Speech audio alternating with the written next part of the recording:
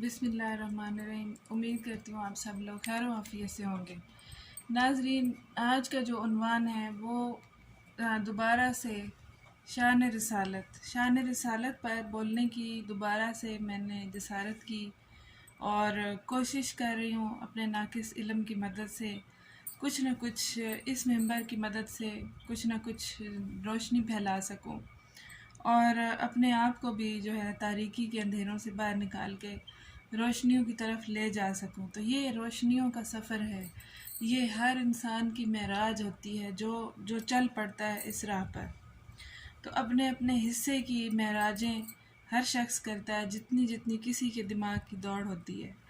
मौला अली अलैहिस्सलाम से एक बार पूछा गया, सहाबा कराम उनके इर्द गिर्द बैठ गए कि आप हमें बताएं कि हज़ूर पाक सल्लल्लाहु अलैहि वसल्लम जब महराज पर गए तो उनके साथ जो भी वाक़यात पेश आए आप हमें इस तरह बताएं कि गोया हमें ऐसे महसूस हो कि नबी अल्लाह सल्लल्लाहु अलैहि वसल्लम मौजूद हो, हमारे सामने मौजूद हैं, सामने आ गए हैं और ऐसे लगे कि हम उनके साथ हैं, उनके साथ महराज में मौजूद हैं और हर चीज़ ऐसे दिखाएं, ऐसे मंजर कशी करें कि गोया लगे कि सारा मंज़र हमने अपनी आंखों से देख लिया।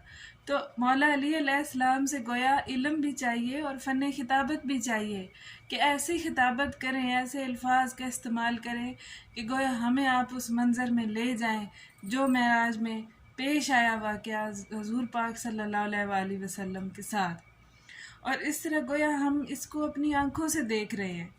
तो आगाज़ जो करूँगी कुरान की एक खूबसूरत आयत से, लक़द जाअकुम रसूलुन अनफुसकुम, आ चुका मेरा रसूल सल्लल्लाहु अलैहि वसल्लम जो तुम में से है। अल्लाह ताला फरमा रहा है, लक़द जाअकुम रसूलुन, आ चुका और यकीनन आ चुका मेरा रसूल, मेरा हबीब जो तुम में से है। आ चुका गोया वो पहले कहीं और थे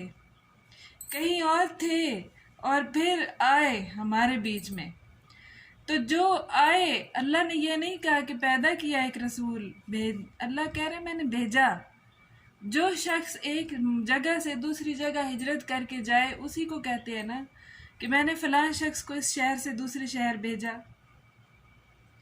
तो इस ये आयत इशारा करती है इस तरफ कि गोया मेरा हबीब इससे पहले कहीं और मौजूद था और भेजा गया तुम में जो तुम जैसा नज़र आता है, बशरी लिबादे में भेज दिया ताकि तुम उनकी बातों को अच्छी तरह समझ लो और जान लो और अमल पैरा हो जाओ। और वहाँ से ले गए। अब यहाँ सिलसिला जो शुरू होता है वो शुरू होता है कि सफ़र महराज का, कि सफ़र महराज किस तरह पेश आता रहा।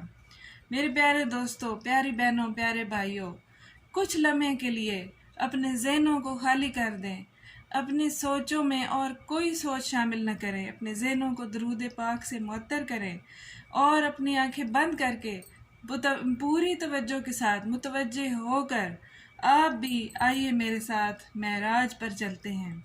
सुबहान अल्लाह। और वहाँ से ले गए बुराक पे। पहला सफ़र आगाज़ जो हुआ वो हुआ पहले जानवर, पहले सवारी पर जिसका नाम बुराक है, और इससे आगे रफ रफ पे फिर जानवर बदले, सवारियां बदली, रफ रफ से आगे भरम पे। ये लफ्ज़ भरम जो है ये उर्दू का लफ्ज़ भरम, इसका मायने नहीं है बल्कि ये उस सवारी का नाम है जिसकी तफसीर बाद मुफस्सिरीन ने नूर का झूला लिखी है कि एक ऐसी सवारी थी जैसे गोया एक नूर का झूला आया हो और नबी अल्लाह सल्लल्लाहु अलैहि वसल्लम जो है उस पर सवार होकर अपना सफ़र तय कर गए हों। मुसाफिर के हम सफ़र एक जैसे होते हैं। मुसाफिर जो होता है उसका हम सफ़र भी होता है।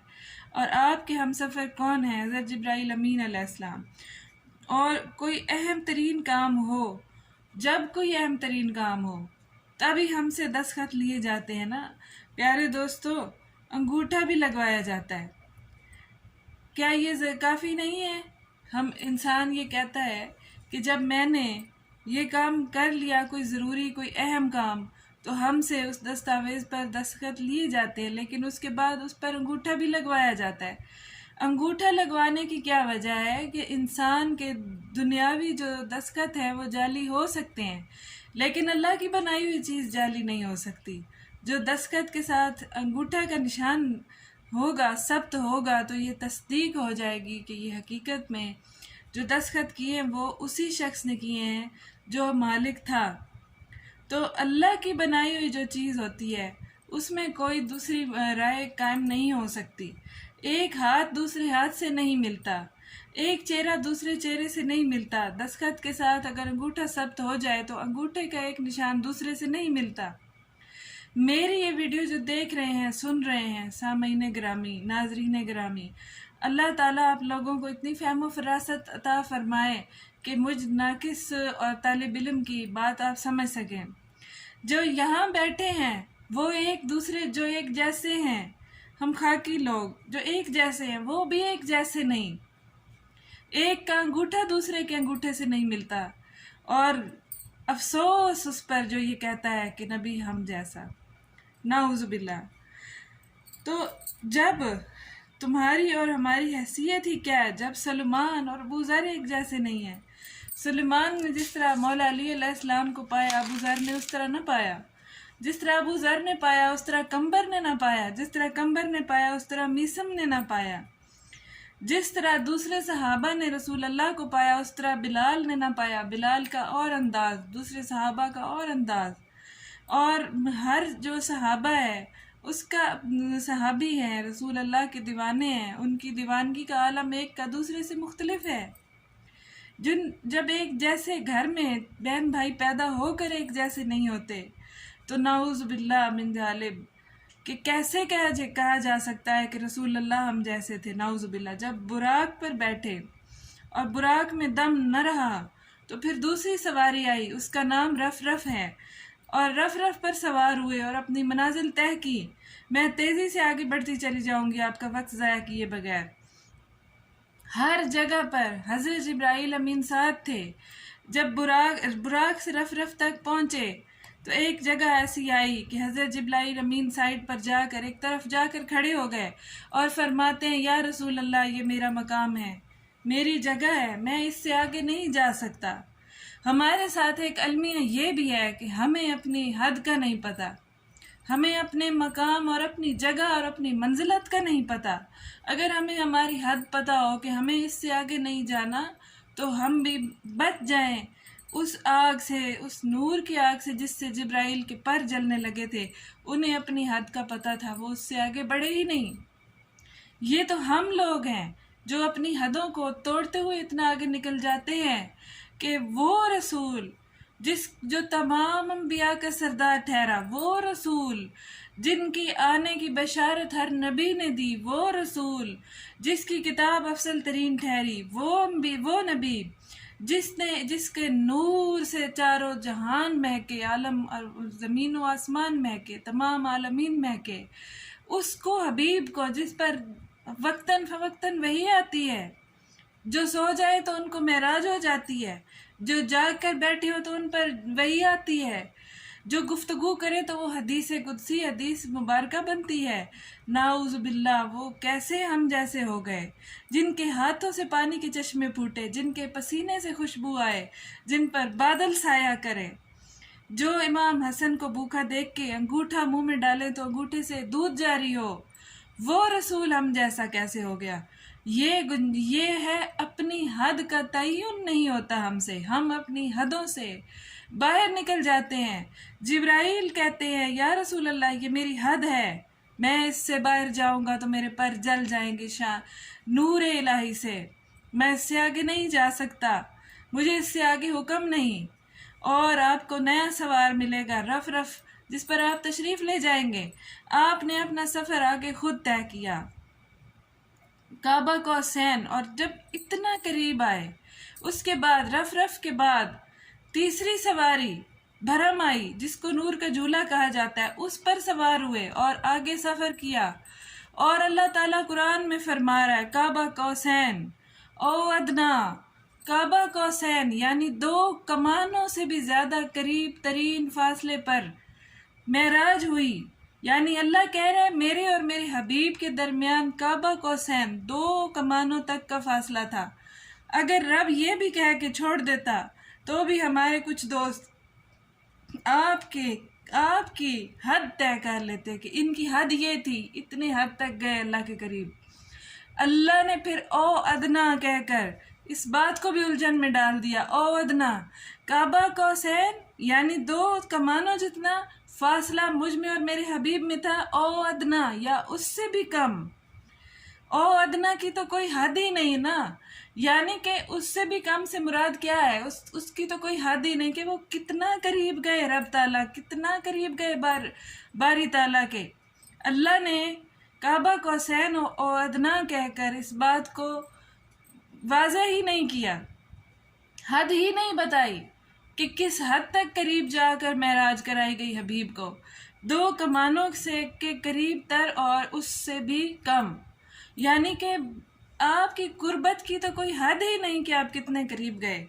اور پھر اس سے بھی کم اگر اللہ تعالیٰ ایسا نہ کہتا تو پھر ان کی حد بتا دی جاتی، جو کہتے ہیں نعوذ باللہ نبی ہم جیسے.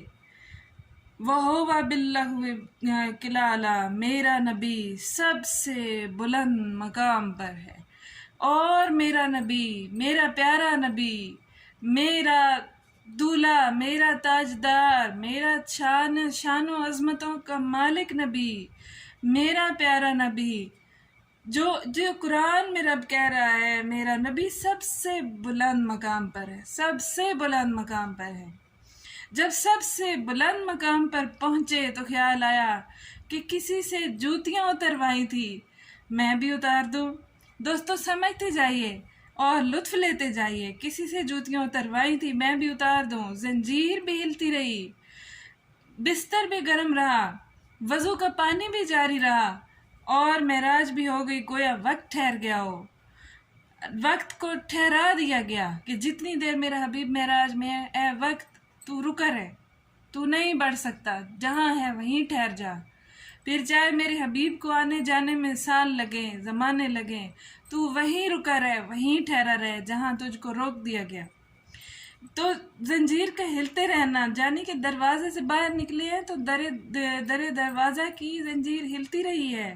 بستر مبارک جو ہے وہ بھی گرم رہا، وضو کا پانی بھی جاری رہا، گویا وقت کو ٹھہرا دیا گیا ہو کہ جب تک میرے حبیب کی معراج جاری ہے اور اس وقت تک وقت کو روک دو. اور معراج ایک نہیں ہے، کئی معراجیں ہیں. جب دل چاہتا معراج کر لیتے تھے. ایک معراج کا ذکر قرآن میں ہے جو کہ ایک آفیشیل معراج ہے، جس میں آپ نے پوری تفصیل سے آپ کا معراج کا واقعہ درج ہے. تو سوچا ایک مقام ایسا آیا دوستو کہ میں یہاں جوتی اتار دوں. ابھی ارادہ ہی کیا تھا کہ آواز غیب آئی، اے میرے محمد صلی اللہ علیہ وآلہ وسلم، تو جوتیوں سمیتا ساری کائنات گویا نبی کے جوتوں کے نیچے، اور نبی اکرم جوتوں سمیت تشریف لے کے گئے. کون نبی کی برابری کرے گا؟ کون اس پیاری ہستی کی برابری کرے گا؟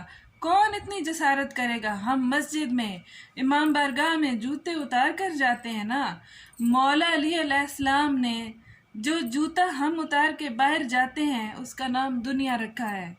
سبحان اللہ. جب ہم اپنی دنیا کو چھوڑ کر آتے ہیں، ہم اپنی دنیا کو چھوڑ کر آتے ہیں، جگہ دنیا نہیں ہے، دنیا ہے ہی نہیں. دنیا کو چھوڑ کر آؤ، دنیا کو چھوڑ کر آؤ، دنیا کے خیالات کو چھوڑ کر آؤ.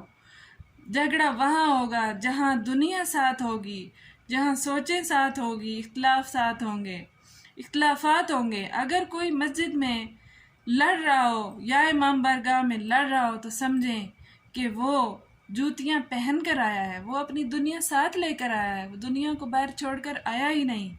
ایک بار صلوات پڑھ کے اپنی زبان معطر کر دیجئے گا. علامہ مجلسی لکھتے ہیں، علامہ مجلسی رحمۃ اللہ علیہ فرماتے ہیں کہ اس سے زیادہ معراجیں ہیں. ایک کا قرآن میں ذکر ہے، کئی معراجیں ہیں، یعنی کہ ایک کا ذکر قرآن میں ہے. ایک شب کا ذکر کیا؟ علامہ مجلسی رحمۃ اللہ فرماتے ہیں ایک شب کا ذکر کیا اے جانے والے عرش پر، تیری ساری زندگی معراج ہی معراج ہے. سرکار کا معراج پر جانا کمال تھا، مگر اس سے بھی بڑا کمال زمین پر رہنا تھا۔ جب مولا علی علیہ السلام فرماتے ہیں کہ میں اتنے راستے زمین کے نہیں جانتا جتنے عرش کے جانتا ہوں، اور رسول اللہ فرماتے ہیں کہ مجھ پر کئی معراجیں ہوئیں، یہاں تک کہ میں زمین سے زیادہ آسمان کے راستوں کا واقف ہوں، تو پیارے دوستو، راستوں کا واقف وہ شخص ہوتا ہے جو وہاں آتا جاتا رہتا ہو، جو وہاں پہلے بھی رہتا ہو، پہلے بھی جا چکا ہو، اور ان جگہوں کا، مقامات کا واقف ہو۔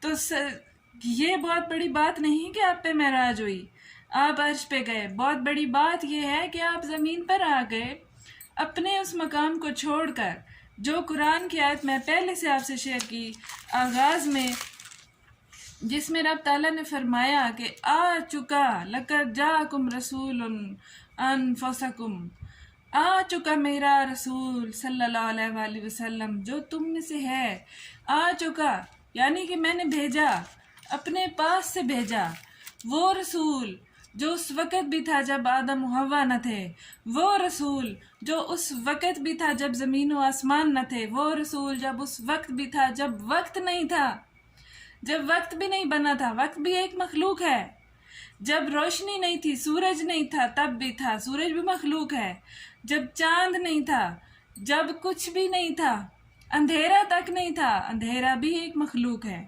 تب بھی میرا حبیب تھا، اور آ چکا تم میں جو تم جیسا دکھتا ہے۔